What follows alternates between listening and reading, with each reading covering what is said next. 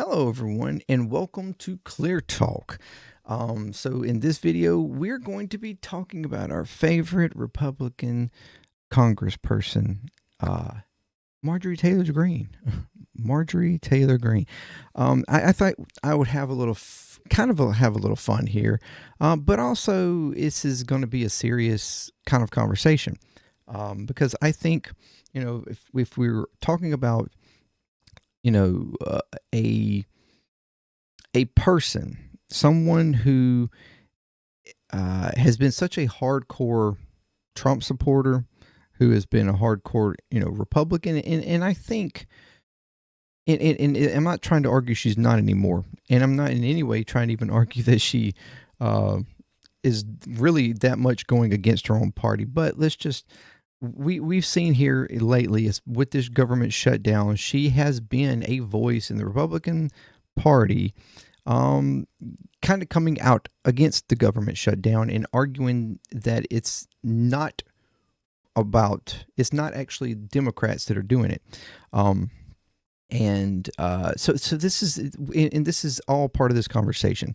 So I want to go over this interview that she had with CNN, and I want to talk a little bit deeper about and kind of get in the mind of someone like Marjorie Taylor Greene, and how this is the type of person that's just right there on the edge, right there on at the point where a light bulb could click on if they just reached for the cord, right? If they could just reach for the switch, if they could just reach for that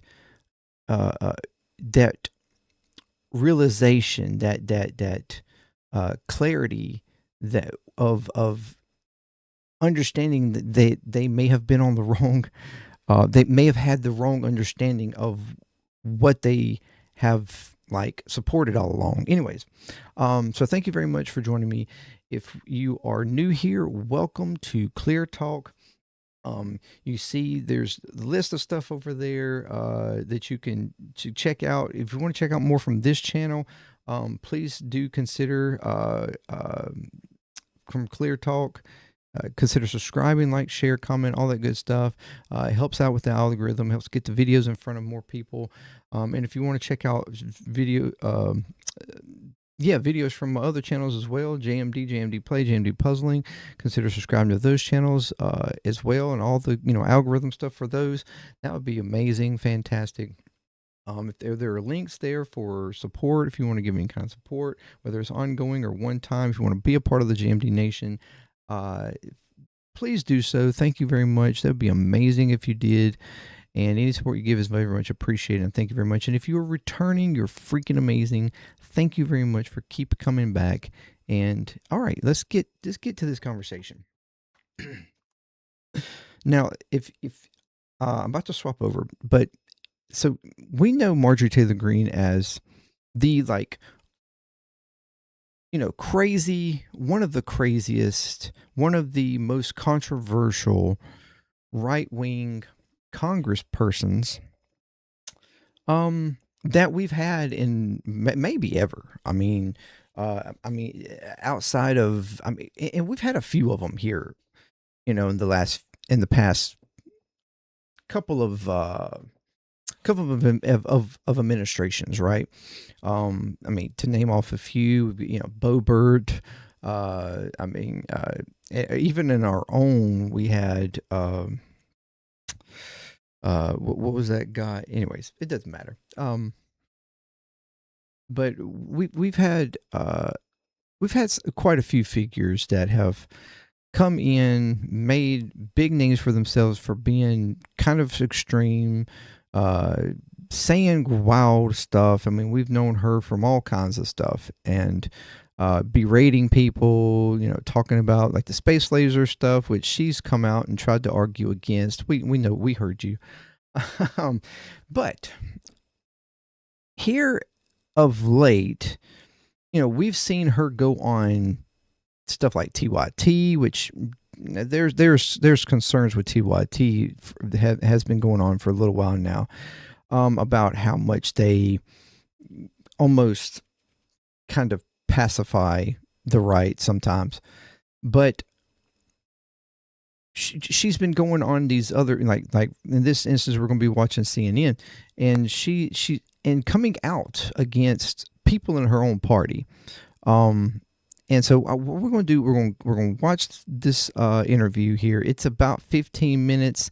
I don't know how much of it. I'll probably wind up going over the whole thing, but and talk about parts and what she's talking about, the different sections that they bring up, the different, subjects that she's talking about or she gives an answer to.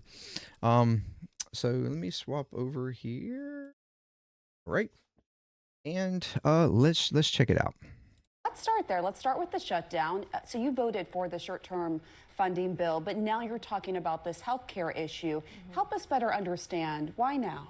Well, actually, this is something I talked about when I first ran for Congress in 2020, because I grew up in a construction company family. Bought that company after college and retired my parents. And after the ACA was passed, the Affordable Care Act. Yes, the Affordable Care Act. Our family's health insurance premium went from $800 a month to $2,400 a month. So I've known about this as a major problem for a long time. It's not just ACA recipients whose premiums are going to skyrocket very soon. It has been a disaster for many Americans across the board. And cost of living is so high now. Many of my constituents, many of my friends, and even my own children are finding health insurance to be extremely unaffordable and something that they are having to go without. So I think this is an incredibly important issue. I think it is a crisis. I don't think it's something to wear political party team jerseys on. I think it's something that we have to address and fix. And it's very personal for you. Very personal. It's affected my own life. And the Affordable Care Act was passed in 2010. So we're 15 years down the road, and the industry has changed drastically. Many companies dropped out of the market. We've seen doctors stop having their own practices and become hospital employees. We now have to import doctors because we don't have enough. Healthcare has drastically changed, and I'm one of those that gets real tired of political drama when it's not actually solving a problem. And this is such a crisis that I'm willing to say, okay, everyone, we have to do something about this. It shouldn't be something that we dangle the American people or military pay or all of these things. We shouldn't be dangling them back and forth. We have to fix it. Okay, I mean, for starters, it's rich, really kind of coming from her to say, she's tired of the drama, the political drama. I mean, we're talking about somebody who has created political drama, some of the biggest political drama in her years of being in Congress. What few there have been. But let's chalk it up. Let me strong man her into the idea that maybe she's maturing. Maybe she's maturing a little bit in this whole, thing, and realizing that the drama is much. I don't know. Let's just say this. What she's addressing here, for me, it's kind of a twofold thing. She's blaming, to some degree, you can argue that she's blaming the ACA for all this, but at the same time, she's saying that, I guess it's kind of this idea that she's kind of accepted that ACA is here and it's not going away because it does benefit a lot of people. Even though she felt like it affected her own private insurance going up, which probably was the case. I mean, but she understands that if ACA goes up, that does pressure all the other affordable, all the other private insurance to go up as well, because basically because they can take advantage of it. So she's making, even though she to some degree feels like she's blaming that whole the ACA, it's not really ACA that's the problem. It's private insurance companies, in my opinion, that's the problem. And she doesn't go that far, I don't feel, in her own mind, but she does realize, or she does seem to connect the kind of cause and effect there. and that you hurting one hurts the other. So she's there. She's like, to a degree, understanding that something there is a problem here. Our insurance is high. Nobody can, people can't afford it. Her own family can't even afford it. And she goes on to talk about her children and some other stuff too, later on, and some other in the subject around like housing and stuff like that. But she's like right there on the cusp of like realizing that, or she's realized that there's a problem. I'm just not completely convinced that she understands what the solution, or she would not go as far as what the solution could be that I would go.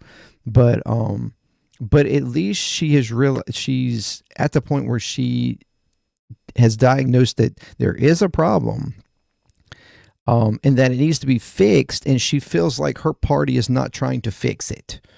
And that's what she goes on to kind of talk about. So let's continue. And what are you hearing from your constituents right now? And do you have any regrets about voting for that short-term continuing resolution, that spending bill? Thank you for that question. Number one, I am a Republican, and I support the president. I was very vocal about I didn't want to vote for a CR. I want to pass our appropriations. That's our constitutional duty, and I want to bring that taxpayer dollars back to my district. I work hard on that, so that was important to me. But I support the president, and I voted for the CR. Number two, what am I hearing from my constituents? It's great. We track all the calls that come into my office. About 60% of the calls coming in right now are calls of support and saying, yes, health insurance is a crisis. They're telling us stories about how they're already paying $2,000 a month with $10,000 deductibles. I'm getting phone calls from people that are saying if the ACA tax credits expire, they aren't going to be able to have health insurance. They're going to have to drop it. But I'm hearing from people on both sides, people already on the ACA and people that are already getting crushed by high health insurance premiums. I want to ask you about now. In this particular answer, she first, when they question and ask about, whether she doesn't necessarily blame Trump, or about being, I can't remember the question, but she answers by saying, well, first of all, this is one problem that I have with her and people that like her. Is she says, first of all, I'm a Republican, so I'm going to support the president, or whatever. And this gets to the crux of the idea. No, whether if you're Republican or Democrat, like this is a problem I feel on both sides. Is that hardcore party line kind of view where just because I'm a Republican, like it's an ideology to the point that you just go along with the party or go along with the leadership of that party, regardless. And that's a problem not just in Republican, but also in the Democratic Party as well. That I feel, and so she's still. This is the issue with that. I will continue to bring it with her. Is that she states that she's a Republican, and so that in her mind creates this default that she has to support Trump. Full stop. Now she eventually you'll see where she starts talking about how she seems to place some blame on other leadership, within the party, but ultimately it feels like she just won't break from, like she feels like Trump is not the problem, that maybe even to some degree he is being like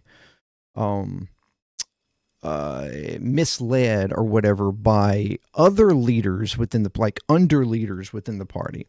And so she doesn't connect Trump as being a problem. She feels like he, I guess she feels like he is ultimately fine, and like has, I think it comes off like she has this sense of he has the best idea, like for or the best uh the word is escaping me right there in this moment. Intentions. That's what I'm looking for.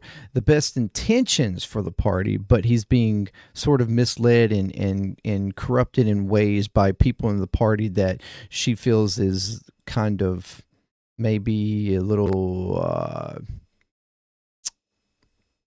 corrupt, or not even, maybe not necessarily corrupt, but like doesn't have the best intents or whatever. Anyways, so that's first off, that she falls into this sort of default. I'm a Republican, so I support regardless.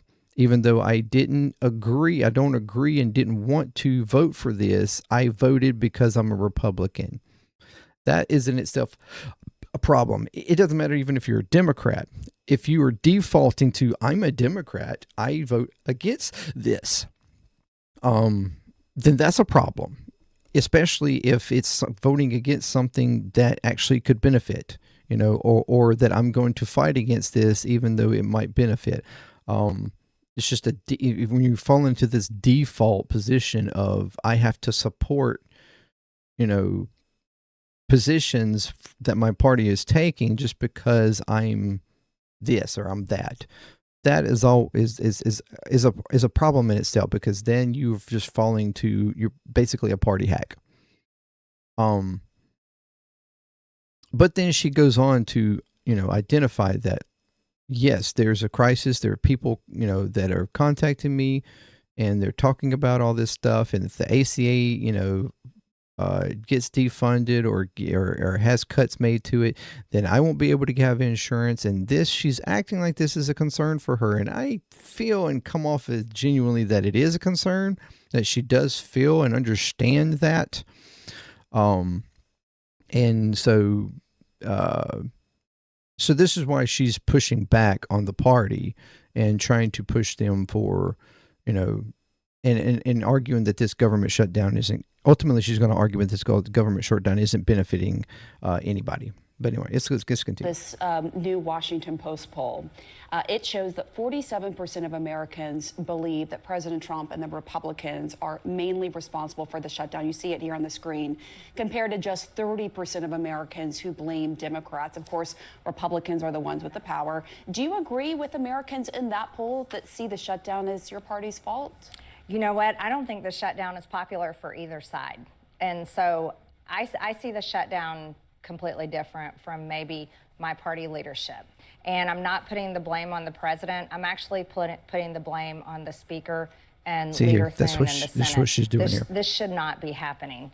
And I don't think, look, as a member of Congress, we already have a low enough job approval rating. This shutdown is just going to drive everybody's approval rating that much lower. But so you're putting the blame on the leadership of your party? Absolutely. We control the House. We control the Senate. We have the White House. I've been vocal saying, you can. But yeah, she doesn't blame Trump.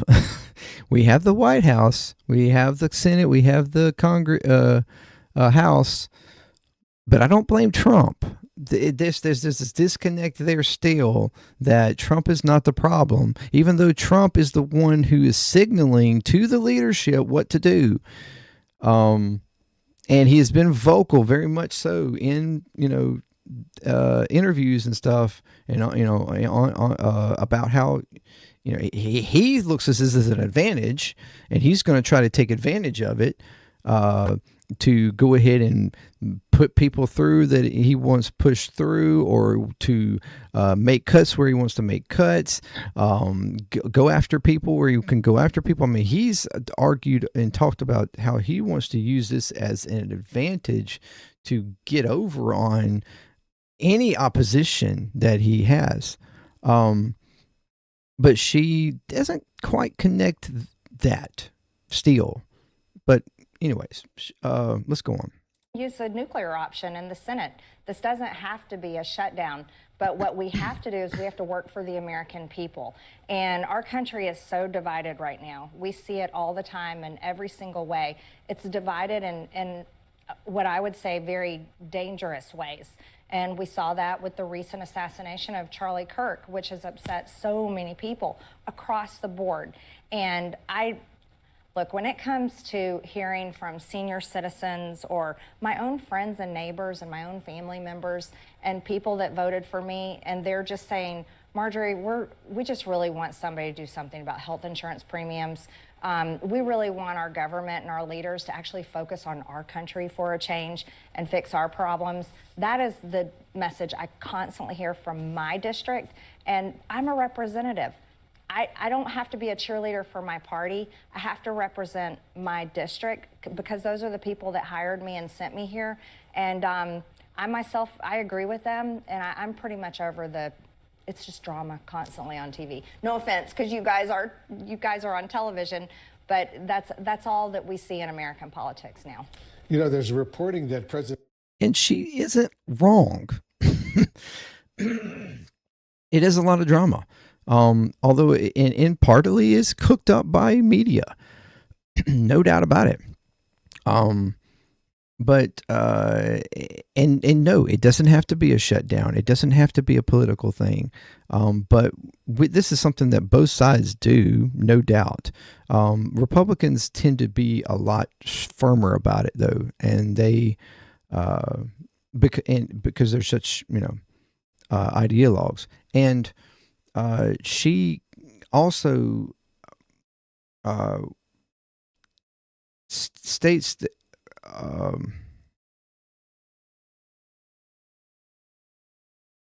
she also states there, what was she saying? Oh my goodness, I forgot.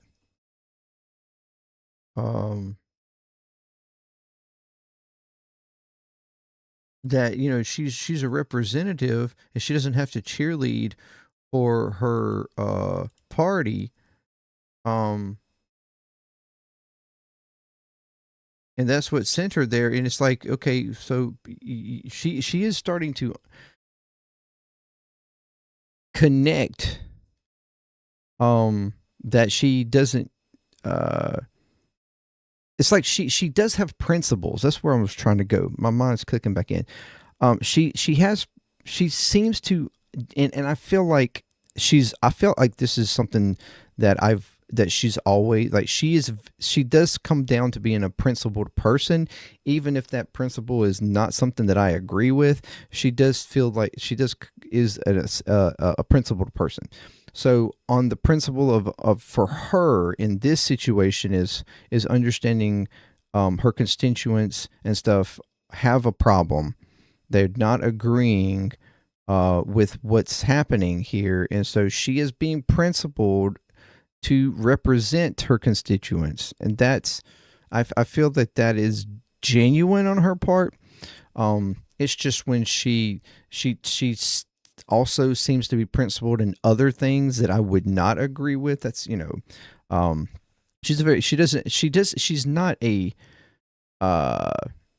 she's certainly not a typical politician. This is what you get.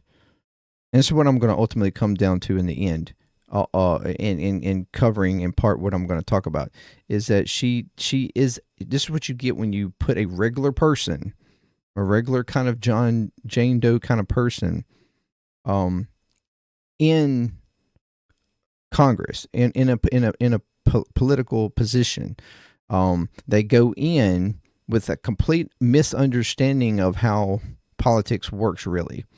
But then when they learn how it works, then they go like, they start to think, oh, well, this isn't what I expected.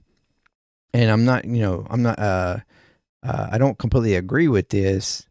And first it's like attacking the other side, but then when they start to realize that their own side even has problems, that's when you start to get this like, oh, I'm conflicted here because I'm a party person. I'm supposed to support this stuff, but this stuff isn't lining up for me and my principles. And so where a regular politician goes along with it regardless because there's a bigger idea there. It's not, they don't really care so much about their constituents or about being principled around their representation. A lot of politicians are like the career type of politicians. They're there to keep themselves in that power. And I don't really feel that from Marjorie. I feel that she is a regular kind of person that was misled and misunderstood to what politicians or congressmen do or did or what they represent. Like just in actual, the real world kind of sense. She had this sort of hallucination or like this imaginative opinion of it, of what it was, until she gets there. And then she's been battling, I feel like, this whole entire time with, what how she lands in this, and how, at first, like I said, it is immediately she's attacking the other side because that's what she thinks she's supposed to do. But now she's realizing that even there's problems on her own side, and so she's battling with that conflict, thinking that, oh, my side is perfect and my side is the best side, but then, oh, wait a minute, I'm struggling with, there's problems on my side. So I think that's what we're seeing in this here recently with Marjorie Taylor Greene, and ultimately it's gonna be interesting to see where she goes from there. And this is going to be around the argument that she might be the type of person that if maybe not completely kind of hit the light bulb, but potentially could hit a light bulb and realize that they might have been on the wrong side of things, Anyway, let's continue. I'm pretty much over it's just drama constantly on TV. No offense, because you guys are. That President Trump, as you know, recently called at least two senior Republicans to ask, and I'm quoting now from these reports, what's going on with Marjorie, end quote. Have you talked to the president about this issue? It's obviously so personal for you. Well, the president has my cell phone number, and he's called me many, many times. So if he wants... Recently? How recent? I don't get into that kind of details, but he knows how to call me, and he can ask me himself. But here's the deal. There's also this... And I'm not blaming you guys, but there is a media narrative trying to say that I don't support the president. I absolutely support the president. I campaigned for him for years. But I'm also an action person, and I want my party to solve problems. And you say he's not getting good advice, though. You told Marjorie, what specifically? Well, I don't think it's good advice that a government shutdown is going to help Republicans in the midterms. I don't agree with that. I also don't think it's good advice that Republicans ignoring the health insurance crisis is going to be good for midterms. I actually think that would be very bad for midterms. And I think that just not staying focused on America First policies is detrimental as well. Yeah. Okay, so you see that that's a bad pause. Or maybe it's a good pause. So you see there that she has this, I don't know, this like opinion of Trump, like an adoration or whatever, for him, to the point that she seems almost girly when she's stating that he has my phone number and he can call me anytime. Oh, but I'm not going to talk about. And he's called me many times, but I'm not going to talk about recent stuff. That's like what does that even matter for starters? But anyways, why not? Why not go? You just literally said he talks to you all the time. So what does it matter if he just recently talked to you? And the kind of idea that you're arguing that, I'm not going to talk about that, means to me that he hasn't talked to you lately. So you're kind of answering it without answering it, at least genuinely, but then she goes on, and so that in itself is kind of like, anyways, but then she goes on to talk about how she wants to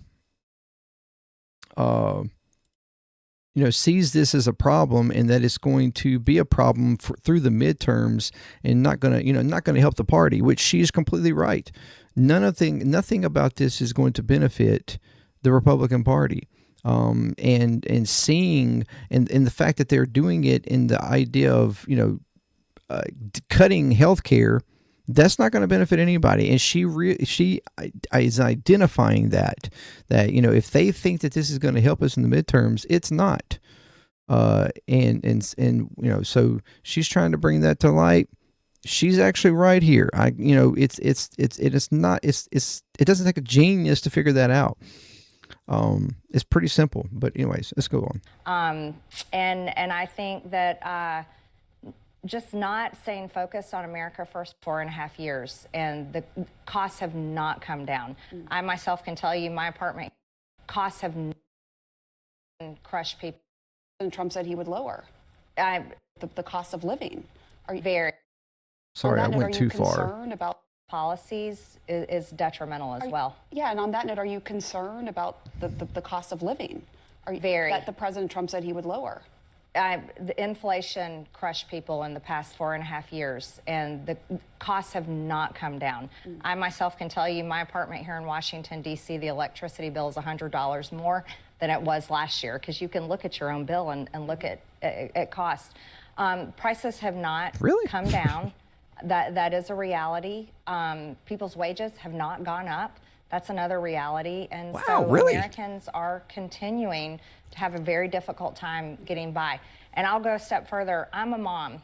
And so when it comes to what is affecting my adult children's lives, who are 22, 26, and 28, I'm going to be 1,000% fighting for them over any politician and any party. Oh, really? And I can tell you right now, that generation, they are barely making it, and they're very hopeless for their future. So you're a mom first, a politician second. That's right. I'm a mom first. That's good to hear. So I want to just ask you also about another issue you've been really outspoken about. But yet she doesn't come back. She identifies all of these things, which the lady here says, Trump stated that he was going to bring prices down. He was going to, help out in that sense. And yet she identified the prices have not come down. Wages are not increased. People still are having and suffering through this time. Inflation is still here. Her own kids are having a problem. The younger generation are barely making it. She's identifying all these things, but she never wrapped back around to the fact that, as this lady stated, Trump said he was going to fix this, and he has not done that. And she still doesn't tie around that, Trump is not doing what he said he was going to do. As a matter of fact, he's making it worse. And she doesn't even identify that either. All right, let's continue. Now, of course, that is the Jeffrey Epstein files, wanting to release those. I know Democrats have also been calling for that, a few other Republicans as well. The Democrats are accusing Speaker Johnson of delaying the swearing in of Arizona's Democratic Congresswoman-elect because she would give the last vote needed to release those Epstein files. I'm wondering, the Speaker, for his part, he has denied that. He said it's because of the shutdown. Have you spoken to him? Do you think she should be sworn in right away? Well, I'll say it like this. I can't conclusively say if that's why the House is not in session, but the House should be in session. And the House should be in session for many reasons. We have appropriation bills that need to get passed. There is a new Democrat that's been elected that does deserve to be sworn in. Her district elected her. We have other bills that we need to be passing. And if it's to avoid the discharge petition, why drag this out? That is going to have 218 signatures. And so I say go ahead and do it and get it over with. The big news that we're all following right now is obviously the ceasefire deal between Israel and Hamas and Gaza. So, she's completely right. Why are we, if that's it, why is it being held back? It's going to inevitably happen anyway. You can't stop it. So why? I mean, it's her, it's the Republicans playing politics. The leadership playing politics. Um, she's seeing it. She's right there. She's right there. And the hostage deal that all the remaining Israeli hostages, dead and alive, will be allowed to go back to Israel. President Trump says he might be going to the region as early as this Friday. He wants to be there when this historic moment unfolds. He wants to witnesses, talk to his aides, talk to the Israelis, talk to the Palestinians as well. Do you have any concerns at all that this deal could still, God forbid, fall apart? I don't know. I certainly applaud the president. This has been one of the issues that I've campaigned on and talked about constantly. I'm very much against America's involvement in foreign wars. And the president has worked very hard on She this. is however, we have to see ideologue, Israel and Hamas, America both first, sides, no doubt. truly cement this agreement. But I certainly hope for all involved that this definitely is a peace deal that will remain. We all hope that, yeah. And on July 28th, you talked about that. You said, quote, it's the most truthful and easiest thing to say that October 7th in Israel was horrific and that all hostages must be returned. But so is the genocide, humanitarian crisis, and starvation happening in Gaza. On that note, when it comes to the genocide, I mean, do you believe that Israeli Prime Minister Benjamin Netanyahu is a war criminal? I don't know if I can accuse him of being a war criminal. However, well, let's just say both issues are bad. That's why I said that. What happened on October 7th is absolutely horrific. He's a war criminal. And of course, our hearts go out to those families. And She doesn't. She knows in her but head. At the same time, she knows the in her head he relentless is bombing of the Palestinian She just doesn't want to people, say and many that. of She's them being have political been just there. innocent people. They're not Hamas. They're literally women and children, and you can't unsee the amount of pictures and videos of children that have been blown to pieces and are they're finding them dead in the rubble. That isn't, those aren't actors. That isn't fake war propaganda. It's very real, and I think that is equally horrific. I want to see an end to it, and I think most Americans do. This is probably the most sensible part of her understanding of what's going on. And this is like the duh factor of a regular person, like that can look and then someone also is like that's hyper online, but nevertheless can see what's going on and admit that this shit looks bad. This shit is bad. This is wrong. It's the simple, like, yes, I can argue that October 7th was bad, but also I can look at everything that's happened since, and it's just if at very least equally bad. I mean, we know that it's way worse, but I mean, not even close. But nevertheless, and I have no problem going out and going further and saying that yes, Netanyahu is a war criminal, along with some people in here in the United States. Trump himself, Biden. I have no problem saying that. Now she's playing politics in that answer, not wanting to answer to say that he was a criminal. Although in her head, I'm pretty damn sure she goes, "Fuck yeah, he is." But this is the duh factor. This is like the most common sense opinion you can really have on what's happened. And for someone like even Marjorie Taylor Greene to understand that, I mean, it's like, what? Anyways, let's go. I mean, with President Trump's involvement, it looks like, this first phase, a ceasefire, it's happening. We're monitoring all of that closely.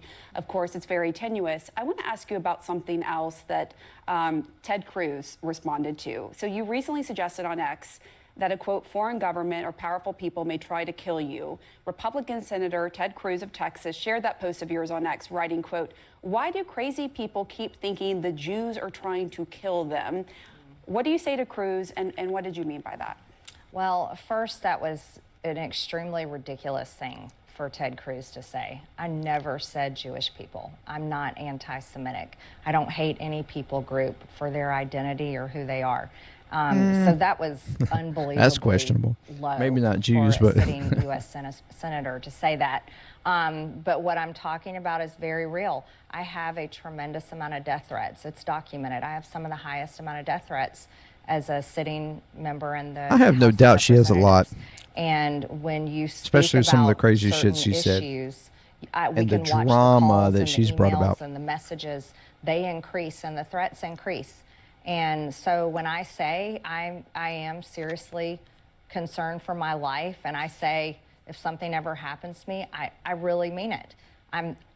It's okay for me to say that. This is the time that we're living in where we're seeing political violence, and I'm totally against it completely in every which way. But when I say something like that, and to have another Republican of my own party insult me and insinuate I'm saying something I never said is absolutely unacceptable. Right. And I know a lot of members of Congress are getting threats, which is, we can't tolerate that. But when you say the foreign government or powerful people, who specifically were you alluding to there? I'm saying anyone, any foreign government, any people of power. I'm talking about the Epstein list. This has been the most, I don't understand why. I genuinely do not understand why there's been any effort to hide this and prevent it from coming out, but because of the efforts for years now to hide it and prevent it from coming out, it certainly makes you feel afraid when you're one of the ones truly on the front lines pushing it to come out. I also serve on the Oversight Committee, and we're leading that investigation there, so I'm involved on both fronts. The Oversight Committee investigation, as well as my signatures on the discharge petition. And you don't think Oversight's doing enough then on that? Actually, to tell you the truth, the Oversight investigation has the power to go much further than Thomas Massie and Ro Khanna's resolution. But they're not doing that. Why do you think that is, in your view? Actually, well, number one, there's a government shutdown and the House is not in session, so nothing is happening. But actually, the Oversight Committee has subpoenaed a lot more information than Thomas Massie's resolution specifically calls for. But here's my stance. I'll work on this involves women who were raped. Women at 14 years old who were raped. And they say there's more people involved.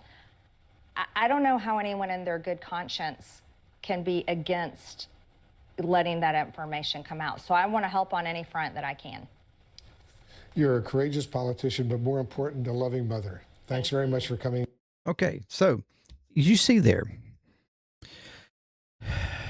she continues on talking about with the Epstein list that she understands that there are issues there, that there is allegations that she has been confronted with, understanding their potential rape victims and everything, or even this feels like she even completely agrees or believes that there were full-on rape victims as young as 14 when it comes to the Epstein list, and why she just can't genuinely understand why they are trying to in some way hide that. And this is what I want to get to. After all of that, this is what I'm talking about. So we've seen through this entire interview, she in no point she's willing to attack other members of her party. That where she feels like they are in the wrong, like say Ted Cruz, she was completely just detested that type of response to her, and warranted, I would agree. To the leadership trying to that's in control of the government shutdown, or making decisions around what is brought and what's not. She feels like, or the fact that they're not even, that they are trying to make cuts to insurance, like health insurance and stuff. She's there and she's willing to attack or undermine parts of her party that she feels is not completely being genuine or and is not in good conscience, like being beneficial for American people, because she's America First hardcore ideologue, which we could talk about that in another video, but she just still sits there in the idea of that Trump is not the problem. If all of that Everybody else, she can point and go, there's a problem there, there's a problem there, there's a problem there, there's a problem there. But she still doesn't come to any kind of conclusion, even when it's presented to her that Trump said he was going to do something and people are still suffering and he's not doing it. She still can't even connect that. And the Epstein list, though, she has been fighting for. And with her, like I said, her being such an ideologue and like, I feel principled even in her own like personal principles when it comes around things that she finds moral, immoral, or imbalanced, or, you know, right for regular people or not right for regular people, whether you agree or disagree with her. I feel like this Epstein list is going to be a big, potentially, especially if it comes out that Trump is actually on that list and Trump has been a part of these kinds of things. I think that's the only thing, like that would be the last step and maybe a complete breaking point for her in her mind, sitting in the Republican Party where she's seeing these problems. She's not ultimately saying that, you know, the whole idea is wrong, but she's seeing these, you know, these party members and stuff that clearly are not having America's best interest in what their decisions they're making. But she hasn't quite connected that to Trump. But the one damn thing that could actually break her is the Epstein list. And she has been pushing for that. And I feel like this is the type of person where, and we're seeing this in people just like her, regular people, or even commentators. We've been seeing this in the different commentators too, whether it's Joe Rogan, whether it's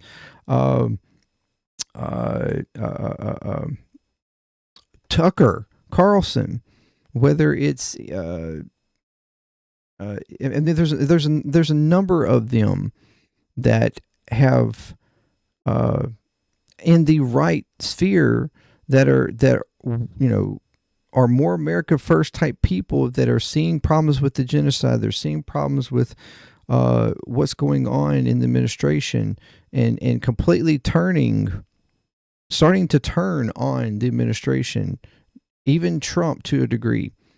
And this is because they are starting to see that there are problems there.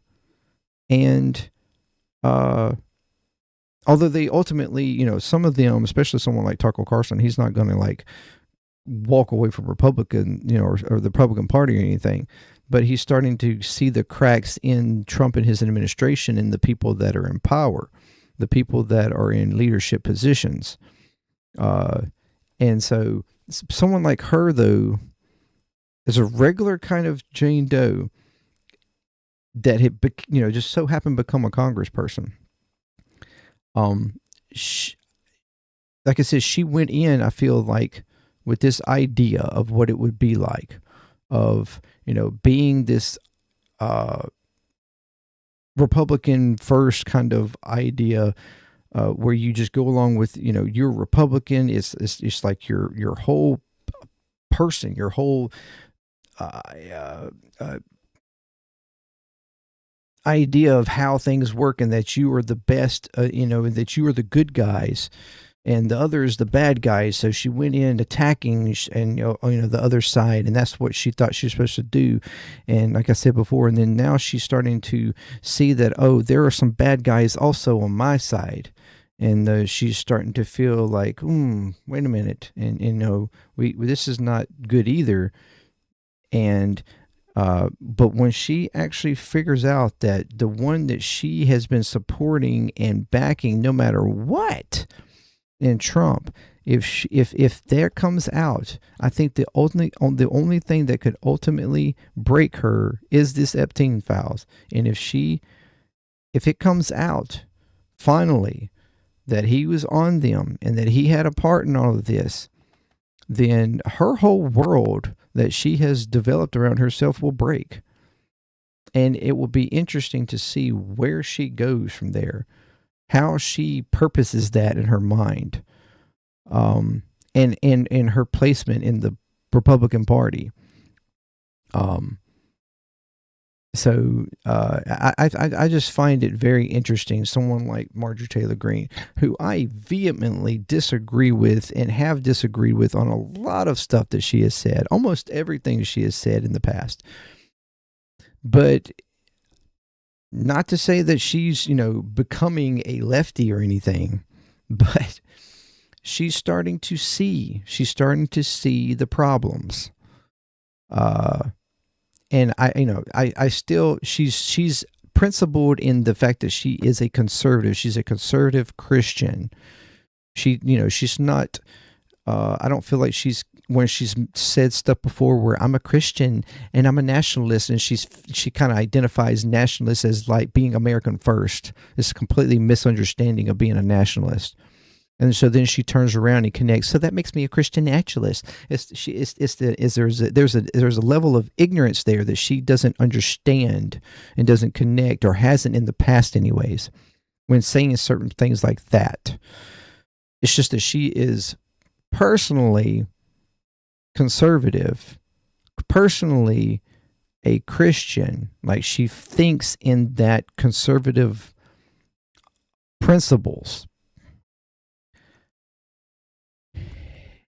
But how she places that within a Republican Party, and a Republican Party of politicians that she is starting to see are not there for the reasons that she expected them to be there for.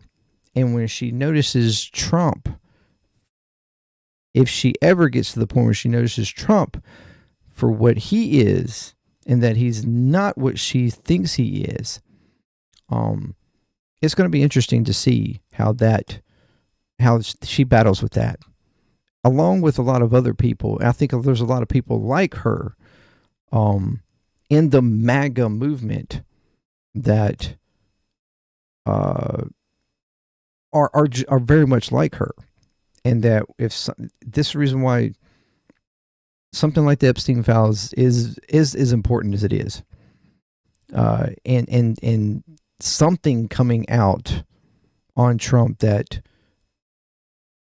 if that be it, if there's numerous things that he has done that I personally would thought that you could have drew a line on, but if it's that, then that, so be it. And it's going to be interesting to see where she falls, and along with anybody that's like her in the MAGA movement, and where they fall on that.